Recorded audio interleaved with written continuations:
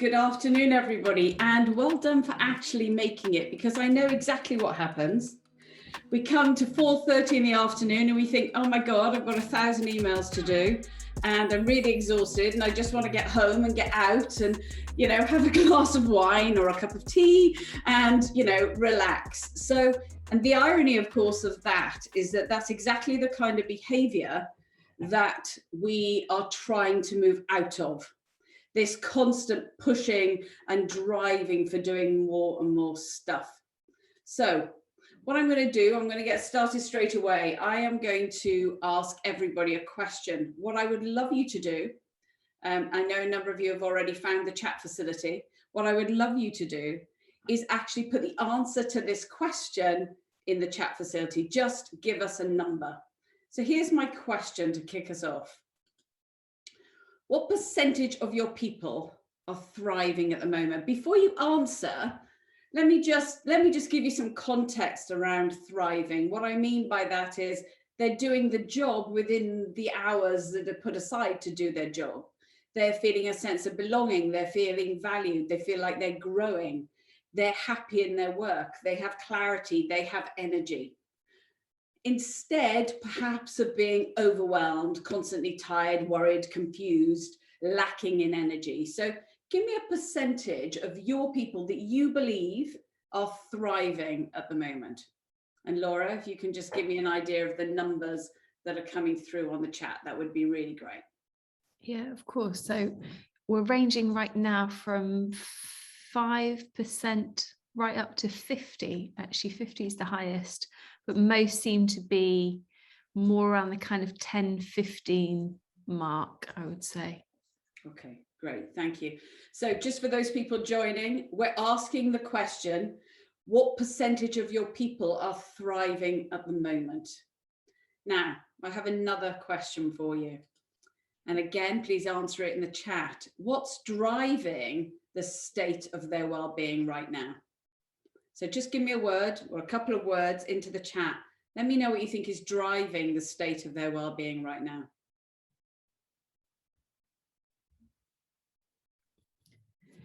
So lots of comments around pressure and workload, working from home and COVID. Lots, actually, the most I've seen comments on workload, overworked, ambiguity. Yeah, well, that's absolutely true. Did a talk on that last night, actually.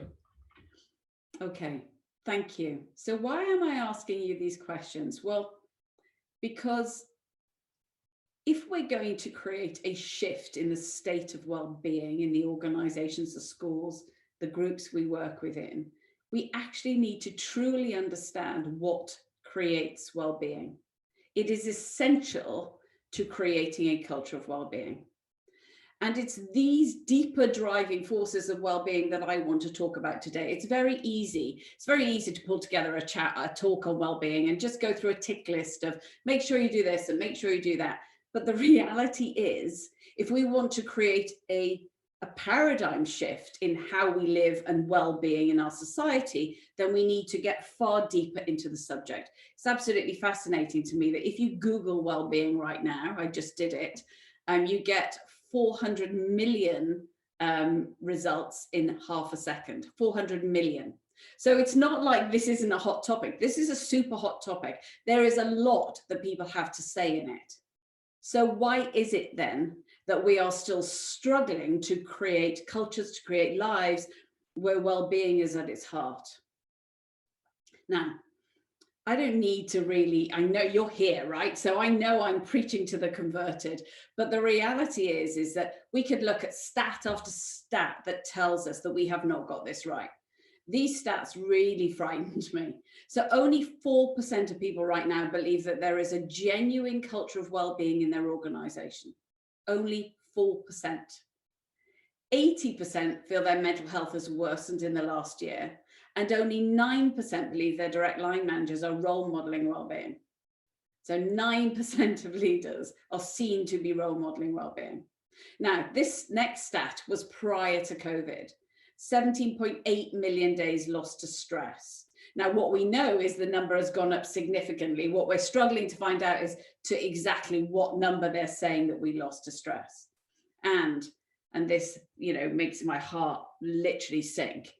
80% of students are claiming to suffer from anxiety right now. I have 5 daughters, and you know, actually the evidence would tell us that that is true from their friendship groups. So we have a state where, whilst we might be writing article after article, or watching talk after talk, or reading book after book on well-being, we're not shifting it to where it needs to get to. So what am I going to focus on today? I want to go underneath the tick lists. I'm going to focus on actually truly looking at what well-being is. I'm going to explore what we understand totally to be the 4 cornerstones of a culture of well-being. And then how do you move from where you are now to where you want to get to? Now, I absolutely, what I want to do before I do that is just let you know who I am. So that's what we're going to do today. Who am I? And I know that there are a number of people on this talk today that are very familiar with Ivy House and come to a number of talks and are clients of ours. But I also know there are a number of new people on the course. So I just wanted to, I guess, let you know who I am. I'm going to explain about our Willy Wonka moment, and then we're going to get on with this agenda. So very briefly, who am I? My name is Elka Edwards, and I'm the founder and the creative director of Ivy House. I'm also the author of Extraordinary: How to Lead a Bigger, Braver, More Meaningful Life. So I guess the things you need to know about me is I'm on a mission to change the world. And let me explain how and why. I've spent over 25 years of my career working with senior leaders across pretty much every sector. And while I was doing that work, I began to realize that there were a set of skills and knowledge that, when mastered, made a game-changing difference to how people's lives turned out and the leaders they became. And of course, in our last company, what we started to do was we really focused on these skills and knowledge. And of course, our results kept getting better and better. The business kept growing. But one thing kept bugging me. We were working with the most senior leaders across 37 different countries.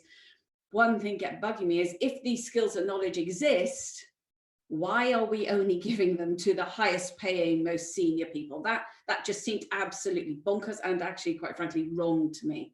So what that meant was that, well, it led me to change my life. I changed my life completely. We sold that company. It was called Blue Sky. A number of you will have known it. And we set up Ivy House. And the whole purpose of Ivy House is to bring these game-changing skills and knowledge to people far sooner in their journey. So we still work with a whole range of incredible organizations, but we work with their emerging talent, their graduates, their apprentices, the leaders of the future. And we give them the skills and knowledge that historically we were giving to the SLTs, the executive teams. So how can you work with us on a corporate basis? You know, it may be through an emerging leader or a talent program, a graduate scheme, an apprenticeship scheme. We work with underrepresented groups. We actually, interestingly, run both in-house and open programs, which means you can put 1 person or 1,000 people on a program. Effectively, we are experts at putting human leadership, human development at the heart of your organization. And we're pretty good at it. Our NPS is 95, and we've won 7 awards in the last couple of years. The other thing we do is we work with schools, and this is just a small selection of the schools we work with, again, bringing these life-changing skills to sixth formers at a time in their life when they're making key decisions about who they want to be, the path they want to choose. So what are these skills? There are 7 of them. And it's a whole other talk to talk directly to all of these skills. But the one we are going to focus on today is proactive well-being. And particularly, we're going to look at it through the lens of how do you create a culture of well-being within your school or your organization. So the only thing I have to say before we start with our agenda is at the end of our talk, we have a tradition, I guess now, of the golden ticket. And as I like to call it, my Willy Wonka moment, where we pull 2 golden tickets, which offers a totally free place to somebody, you or somebody within your organization, to go on our Life Leader program, which is a phenomenal program. So that's at the end. So let's start. What is well-being? So I'm going to make this easy, and I'm going to share our definition of well-being. So well-being is a feeling of being well, mentally, physically, and spiritually well. It brings us certainty that no matter what happens, we're going to be okay. It's an inner peacefulness, and it is a strength. So I'm going to say that again, just the word well-being is a feeling. And we know this because we could be lying on a beach, you know, with a Mai Tai in hand and a very good looking partner lying next to us, and we can be feeling like thunder. Our well-being can be in a really, really bad place. So when we know we have well-being, it is because we have that inner strength, that resilience, that wellness, that peacefulness from where we can operate. So what is it that drives our well-being? Well, this is what we call our well-being wheel, the wellness wheel. When we look after our mind, body, and soul, we feel well. And when we feel well, our wheel glides well. You know, we get through life and it becomes easy. Even challenges, no matter what they are coming towards us, we are able and capable to handle them. If we don't look after our well-being wheel, things glide far less well. So let's imagine that we ignore tiredness. We keep ignoring tiredness. I might be speaking to a few of you out there in the audience, and that tiredness turns into like a bone deep level of exhaustion. And when we are exhausted, we are not showing up as our best selves. We may be in the habit of blocking negative emotions. You know, I always talk about putting a carpet over, sweeping it under the carpet, sweeping it under the carpet. Eventually we start tripping over the carpet, and ignoring blocking those negative emotions actually turns into a depression or a mental illness. We may, from a body perspective, choose to fuel ourselves with coffee, with alcohol, with sugar, and then in doing that, putting our body out of balance. So the result of not looking after this wheel of well-being is that little things start to upset us. We have no energy reserves. We get resentful. We start blaming others for what is going on inside of us. We start blaming the situations that are going on around us for how we are feeling. So I just want to pause for a moment, and I want you to have a little bit of a self-reflection and then share it with us. If you were to give yourself a score, and be courageously honest here, because I know we all have a dialogue, especially in this country, about, oh, you know, I have to show that I'm fine and it's all well. If you are, that's fantastic. But what I want you to do is give yourself a score out of 10 for mind, body, and soul. And just give us 3 numbers. We know they're in that order.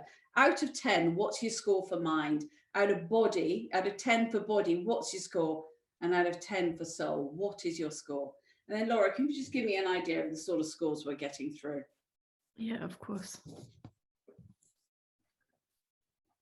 So lots around the kind of mid-range, so 5, 6, 7s. We've had a few 10s, but almost everything is 5 and up. Cool, thank you. So that's brilliant, because what you're doing there is you're starting to really go, okay, if I were to give my mind a score, if I were to say out of 10, it's a 2, it's an 8. The question then is what would take it to a 10? How do I pump out that part of my wheel? Same with body. It might be a 4. What is it? Have I not had enough sleep? Am I not feeding myself well enough? So what would take that to a 10? And same with soul. What is it that is going to feed your soul? Now, it is these numbers on a collective basis that is going to determine your cultural well-being. When individuals have a wheel that looks like this, they are not going to show up to your school, your organization well. I just want you to imagine for a moment that your son needs a knee operation, and you arrive at the hospital and you're bringing your son in, and the surgeon comes out and she says, oh God, I'm absolutely exhausted. You know, this is my 5th operation today. I am operating on Red Bull and caffeine. But anyway, bring him in. Let's get it done. Just want you to imagine for a moment, what would be going on for you as that happened? Now, that's exactly what translates into our organizations. And whilst it might not feel as serious as somebody about to operate on your darling child's knee, Actually, sometimes it's just as serious or serious in a different way, because as leaders, we are literally influencing the lives of those people around us. And the influence of work on people's livelihoods and their well-being is huge. We all know that to be true. So what then is a culture of well-being? A culture of well-being is one in which personal well-being is valued, supported, and role modeled, resulting in well-being being a defining characteristic of the way an organization operates. A defining characteristic of the way an organization operates. One of my favorite definitions of culture is just the way things are done around here. So if we look at that through the lens of cultural well-being, and this is just for you, a personal reflection for your pen and paper in front of you, is how are things done in your organization around well-being? Just take a moment to reflect on that. What's really going on?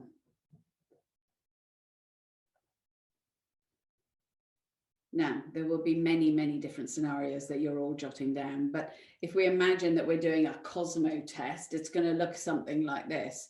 You know, are you A, talking a good story but not actually delivering against it? You know, you might put on some well-being talks, you might say you value it, but you absolutely know that most of your organization is exhausted and on its knees.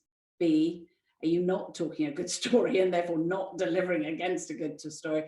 Are you as an organization blaming the situation you're in and therefore feeling helpless and actually blaming what's going on outside around you for what is going on inside your organization? D is often organizations let it get too bad and then they actually swoop in and they're really good when people have breakdowns or, you know, they're off with stress or, you know, but actually did we need to get to that stage? Maybe that's where they have their resources and actually they don't have their resources prior to that. Are you overparenting? A lot of leadership goes to that. They start to manage the well-being of their people and not enable their people to take ownership for their own well-being. And are they aware that well-being matters, but really what they're doing is just plastering over a dirty wound? They're just sort of doing some things around the edges, but not shifting the dial. So there are many, many different scenarios, but what I want you to do is really start to get this idea of, if we're going to shift this, we need to start to be super honest, really courageously honest about where we are. Okay. So what I want to do now is I want to shift to the 4 cornerstones of well-being. I want us to get deeper and understand what it is that is going to create change, as opposed to just putting on another well-being talk.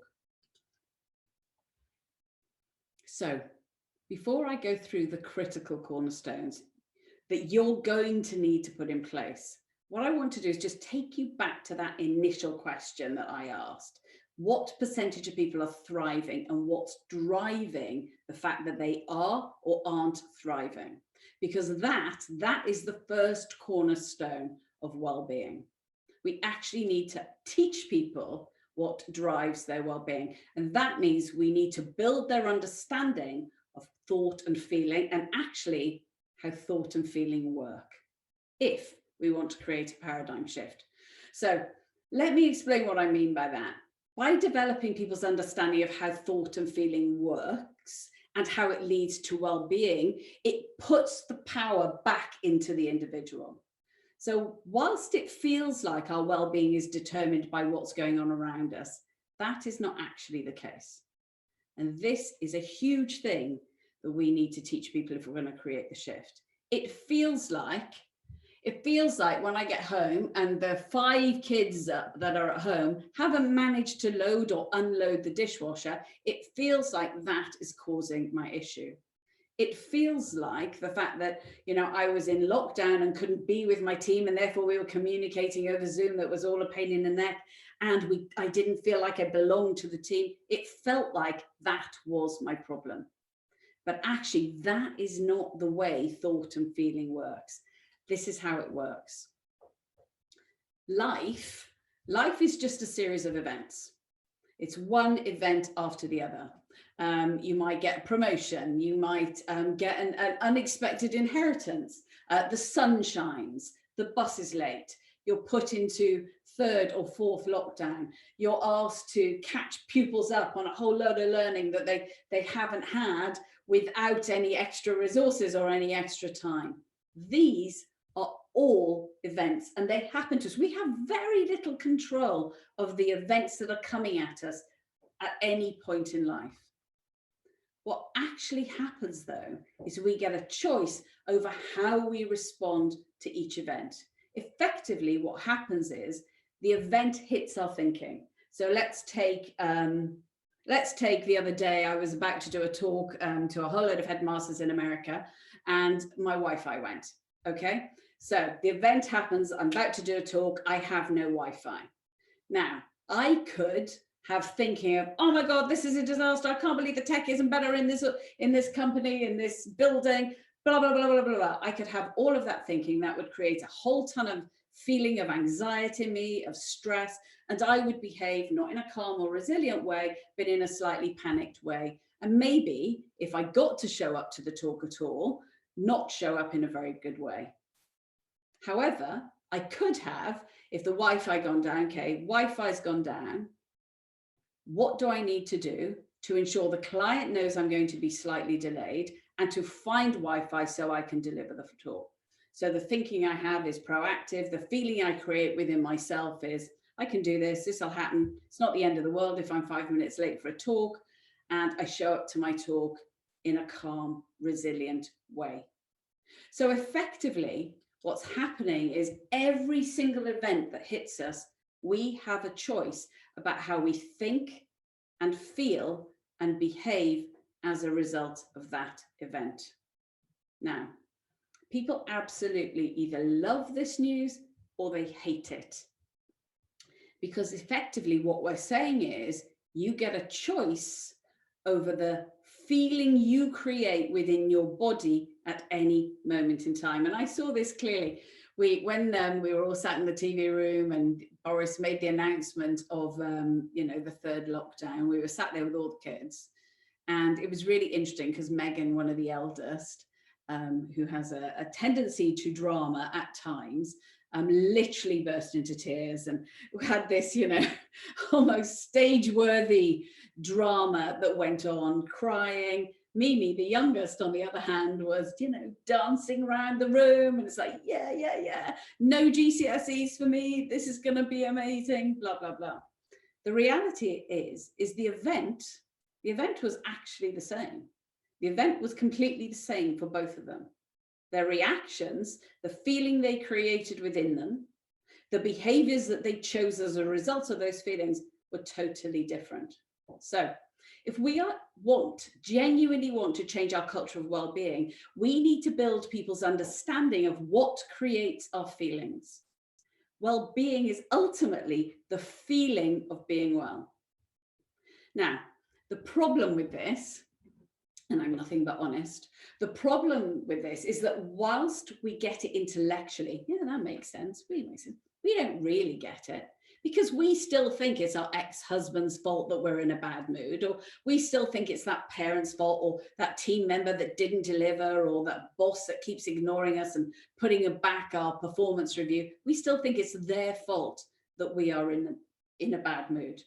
Now, the reality is, until we teach people and ourselves to take ownership for that feeling we are creating, nothing's going to change.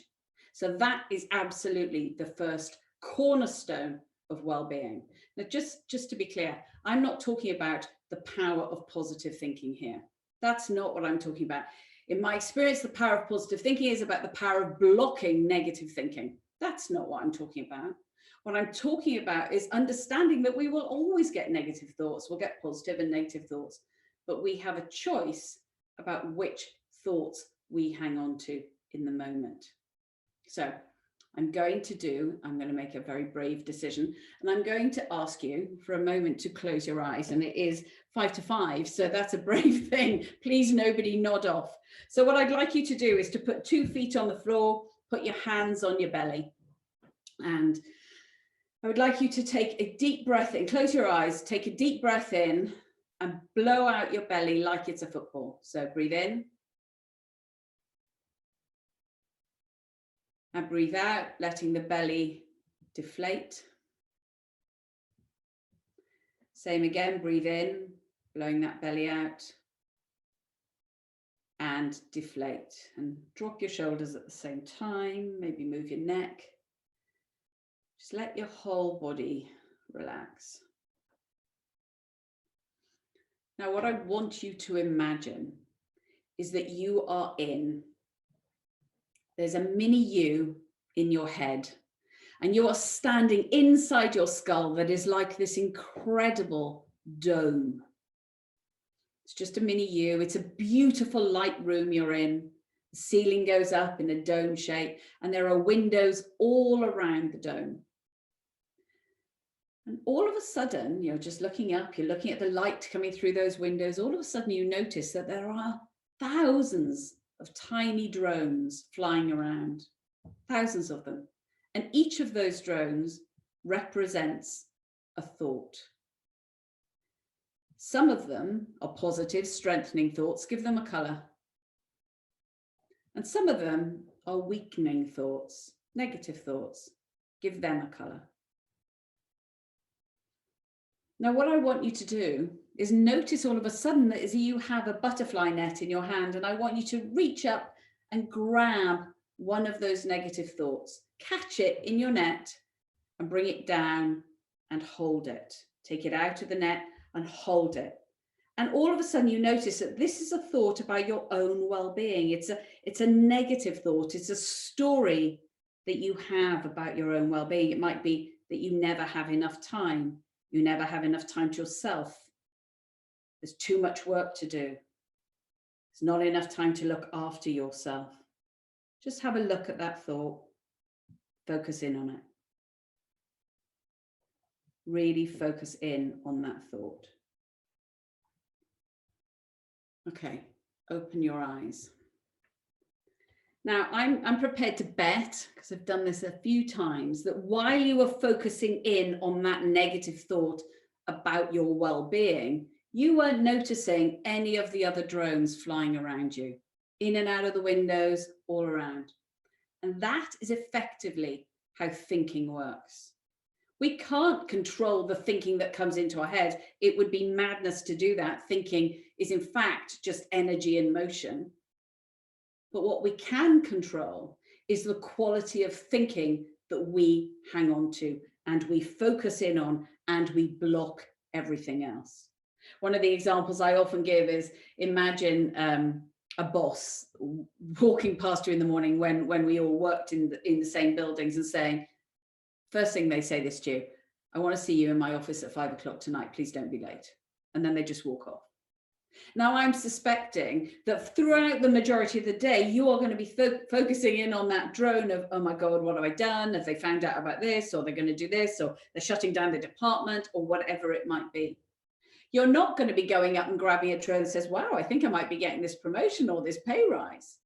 So learning to understand how thought works, we get up to 80,000 thoughts a day, how thought works, and the option and the choice we have to focus on different thinking, that will drive our well-being. Now, I'm not going to pretend and tell you that this is going to change bad things happening. You know, events will happen all around you, but what it will change is the strength and resilience and calmness and peacefulness and okayness that you have within you to cope with whatever is going around you, and not getting yourself into a complete thought spiral and a state of dis-ease, unwellness that drives your well-being down. So that's the first cornerstone, and that's what we need. One of the key things we need to focus on when we're teaching people how to shift from where they are now to where we want them to be. Okay, what's the second one? The second cornerstone is that well-being is innate. And I've got to be honest, when I learned this, I spurted my cup of tea all over my book, because I was like, oh my God, this was like one of the biggest shocks to me. It was about 15 years ago. I was like, oh, that is so true. What do I mean by well-being is innate? So In fact, I'm going to ask you to close your eyes again. And I want you this time to draw a picture of yourself in your mind. Just pull a picture up of you when you were about 2.5. See yourself in the ridiculous outfit that your parents probably put you on in. Just have a look at yourself. And I'm going to ask you a couple of questions about that little toddler you are looking at. When that toddler was tired, what did they do? When that toddler didn't feel very well, what did they do? When they were hungry, when they were bored, what did they do? Okay, open your eyes. Now, what I'm pretty sure you will be saying is when the toddler is tired, they sleep. They might have a few tears before they fall asleep, but they sleep. Toddlers can sleep anywhere, on floors, on somebody's sofa, on your shoulder in a very heavy way, but they go to sleep. When they don't feel well, what do? They rest, they sleep, and they allow their body to recover. What about if you cut your arm, what happens? Your body has the intelligence to send all the things it needs to send to that cut to heal it. So what actually we need to remember, and this is the second cornerstone, is that actually what we need to be well is already built within us. We already have innate well-being. Our body, our mind knows what we need. Sadly, in this society we've created, in the cultures we've created, we have decided to override that.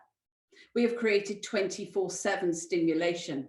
It's interesting, actually, one of the things that we often ask people to do on our programs in between 2 days of the masterclass, we ask them to commit to an amount of time that they would spend without stimulation or distraction in that evening. It doesn't matter how much time they commit to. And some people, in fact, one guy committed to 2 hours. Some people really freak out at the idea of committing to 2 minutes. But I want you to just ask yourself for a moment how much time you give yourself on a daily basis without being stimulated or distracted, without music, without a screen, without a book, without conversation. How much time? Because our bodies were built for that kind of rest, that kind of recuperation and recovery.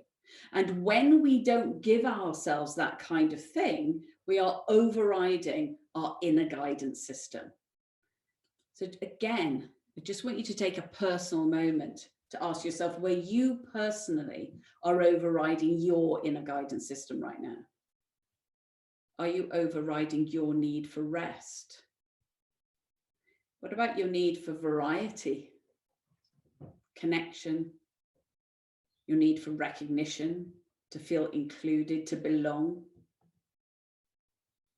I notice personally, when I get so involved in work and family, because my family seems to be a big demanding beast in its own right, and my life often tends to be work and family, I notice my personal need to learn and grow, it literally starts to eat me up. So I want, again, you to start to notice, what are you overriding? Because the reality is if you get quieter enough, if you get quiet enough, your body, your mind, your soul will tell you what it is you need. So that's the second cornerstone. First, we need to teach people how thinking, feeling, behavior works. Secondly, we need to remind them that actually what we have is within us. What we need is within us. All we need to do in a very simple way is start to listen to what we already know and recognize how much and how often we are overriding what our bodies are naturally telling us they need. So that brings us to our third cornerstone, 100% ownership. So who do you think has responsibility for your well-being? I'm pretty sure most of you, if I asked you to put it in the chat, would say, me, I have responsibility for my well-being. But actually, do you live like that? Because what I notice with the literally thousands of people we work with on an annual basis is pretty much all of us are blaming the state of our well-being on something outside of us. We call it living outside in. What we're looking to do is shift from living outside in to living inside out, and recognize that well-being is here, it's within us, it's available to all of us. And when we're given the choice of how to respond to different events, we are making a choice either for or against our well-being. So the way I like to think about it is the Leaning Tower of Pisa. If we assume that our innate well-being is that firm, hard foundation stone that we are all born with, that we have within us, every time we make a decision that is either for or against our well-being, we're either going towards our well-being or away from our well-being. So if we are going to create cultures of well-being within our organizations, within our schools, we need to help people recognize that it is their opportunity to take ownership for that. And yes, that is going to mean having some difficult conversations. At Ivy House, we much prefer to talk about effective conversations. Actually, yes, I can take on this piece of work, but it is going to mean me not doing this piece of work. Can we have that conversation, please? Actually, what has been asked of me, I don't think is possible with the team, the resources, the time I have. So can we talk about what is possible? So every time we make decisions, we are either going away from or toward our well-being. So as I said, if we feel tired, but we keep ignoring it and fueling ourselves with whatever stimulants, we might move into exhaustion, we might move into breakdown, we might move into stress and depression. If we ignore a niggle or a worry that keeps coming back, that could turn into a series of panic attacks or anxieties. If we keep choosing to stay doing our emails as opposed to going to the gym or go for a walk or to sit on a chair and just breathe, we will be going away from our well-being.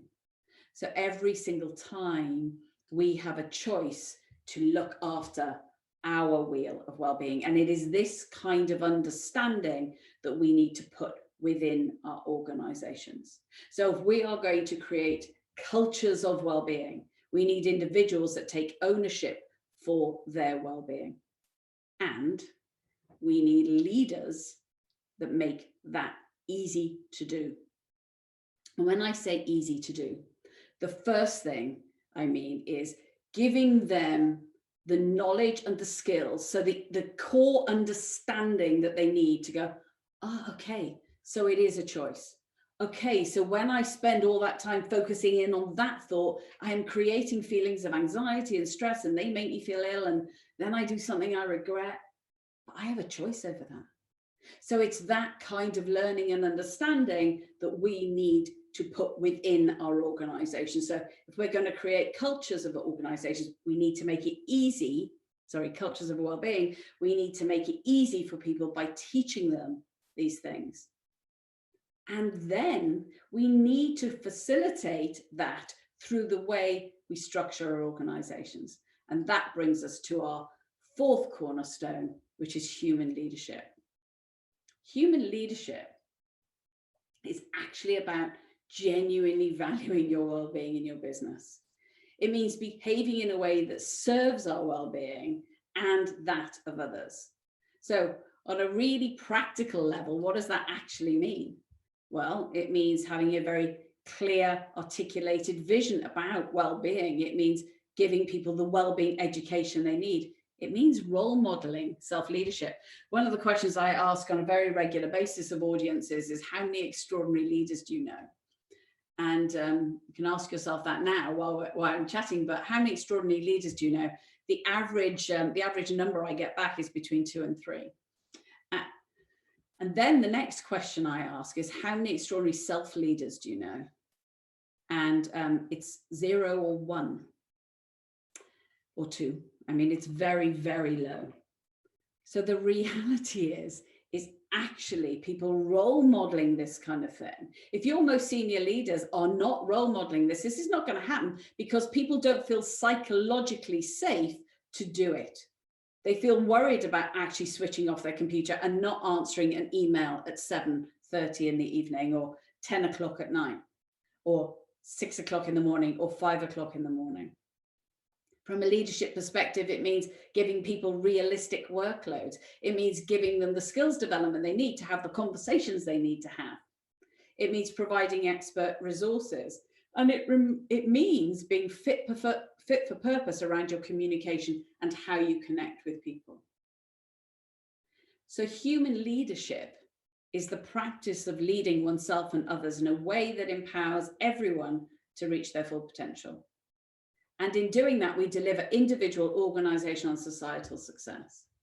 So effectively, human leadership is a way of leading that allows us to perform to the best of our ability, which means doing work we love, doing work we're naturally gifted at, and doing it in a way that helps us stay well and live in a joyful way. Now that's interesting, isn't it? Because I know what's going on is so many people going, yeah, but that's just fantasy land.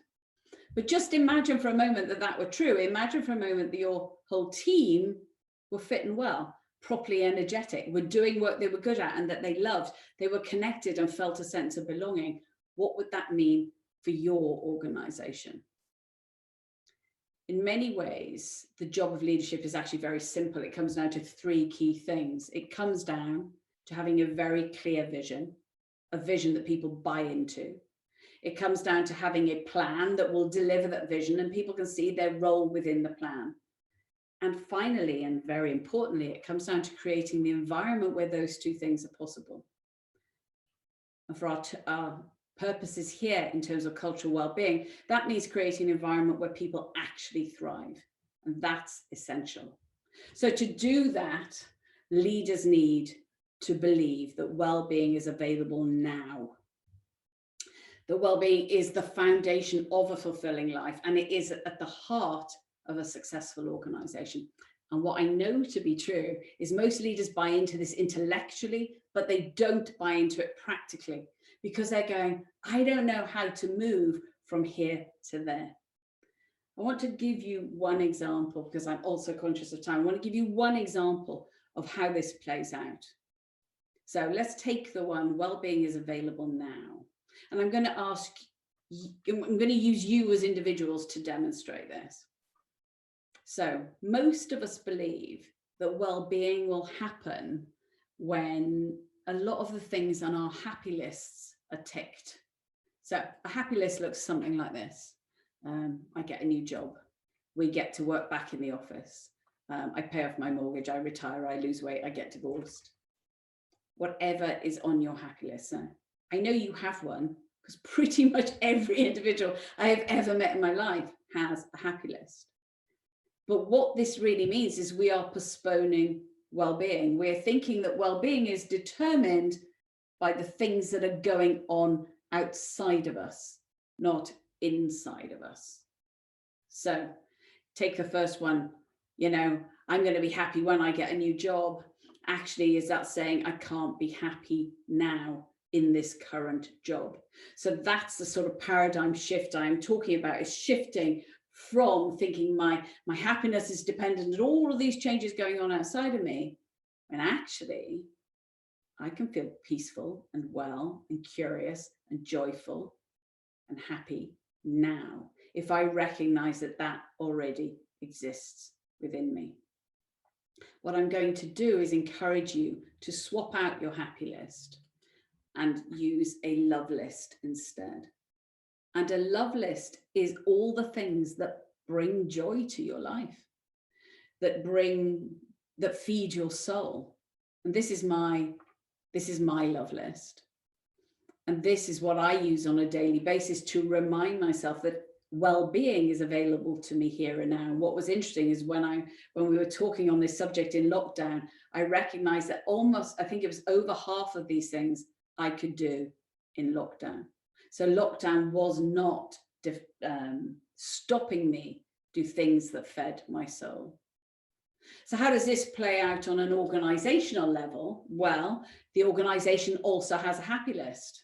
When we stop teaching remotely, when we get through COVID, when we get a new CEO, CFO, restructure, new IT, when that boss of mine just disappears. Yeah.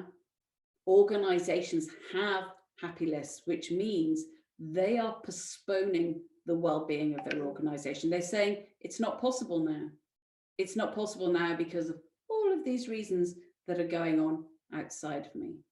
So just take a moment yourself and ask yourself this question.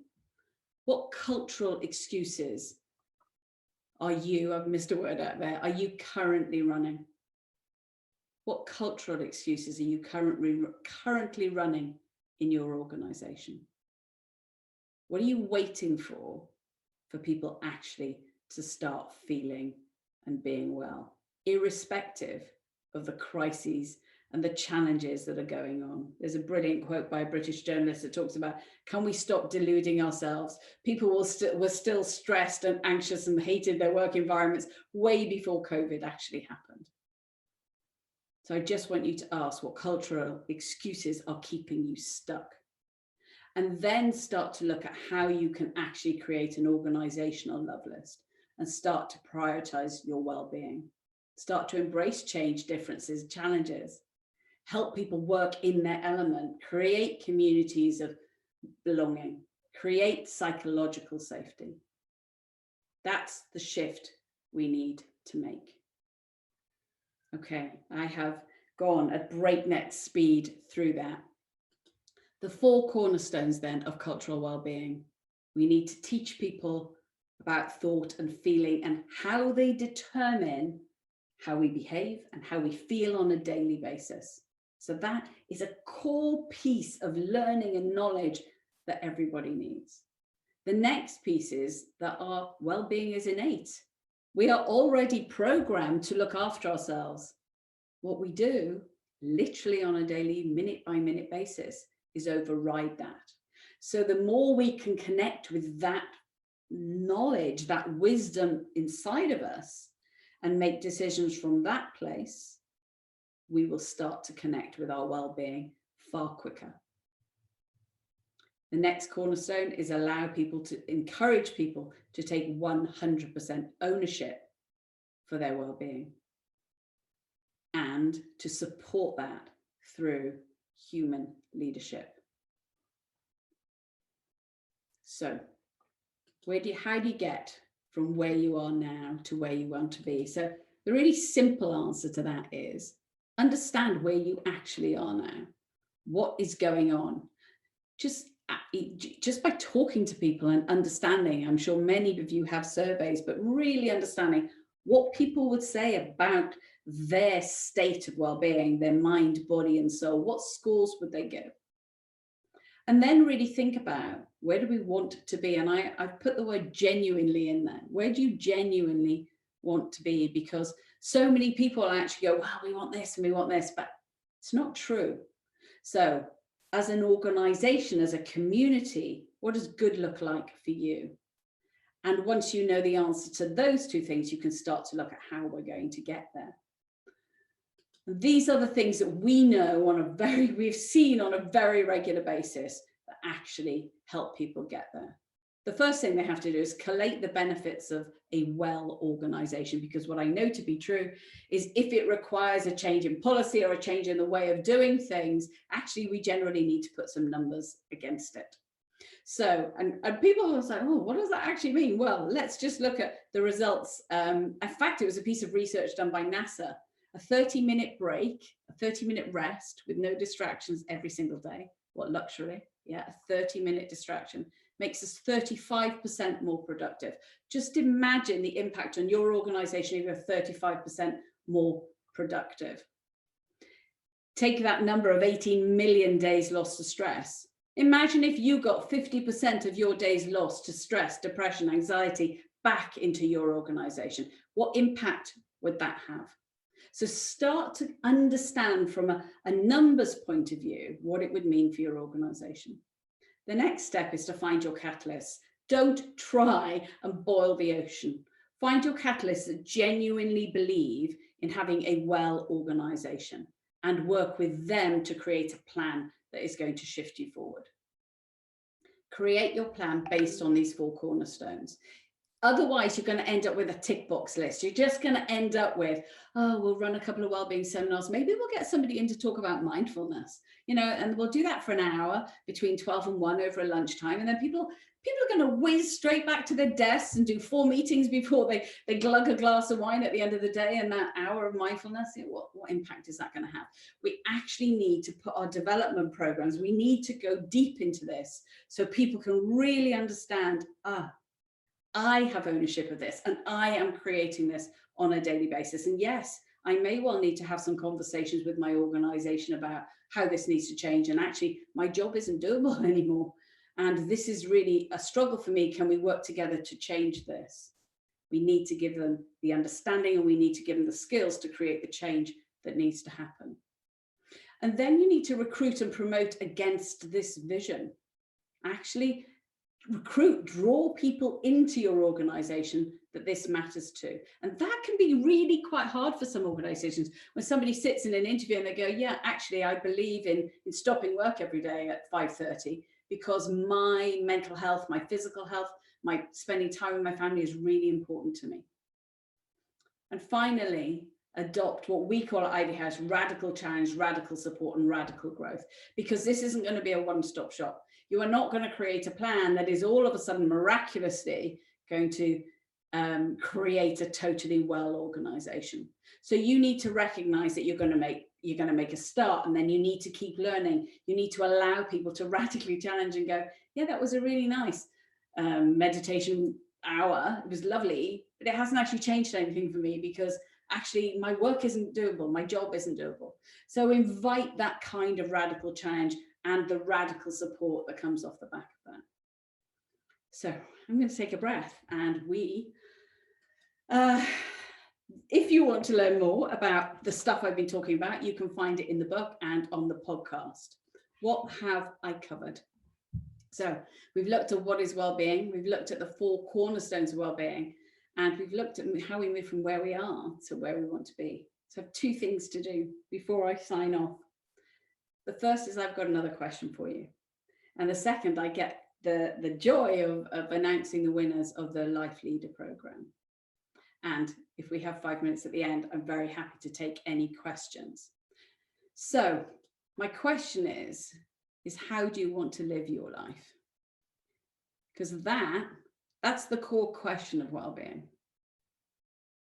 Do you want to live your life feeling exhausted, stressed, overwhelmed, out of control? Or do you want to take ownership for that, learn the sorts of skills that we've been talking about, and then support others to do the same? Because actually, I've got to tell you, if you're the only person that knows it and being in an environment where people are stressing out all around you, that's quite exhausting in itself.